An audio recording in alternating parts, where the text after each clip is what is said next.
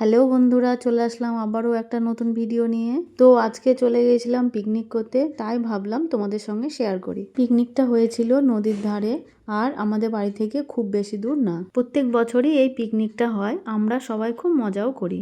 আর কথা না বাড়িয়ে চলো তোমাদের মেনুটা দেখিয়ে দিই। প্রথমেই পাতে পড়ে গেল সাদা ভাত, এরপর চলে আসলো বেগুনি, তারপর পাতে পড়ে গেল ভেজ ডাল।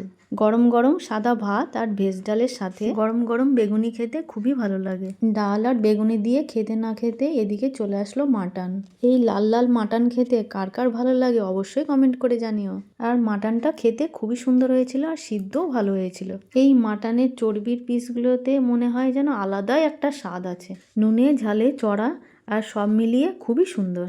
মাটন শেষ হতে না হতেই চলে আসলো চাটনি আর পাঁপড়। একটু পাঁপড় ভেঙে নিয়ে চাটনির সাথে খেতে বেশ ভালোই লাগে। আমি চাটনি ভালো খাই না, তবে পাঁপড় থাকলে খেয়ে নিই। এরপর চলে আসলো দই, আর শেষে নলেন গুড়ের রসগোল্লা, তারপর হজমোলাও ছিল।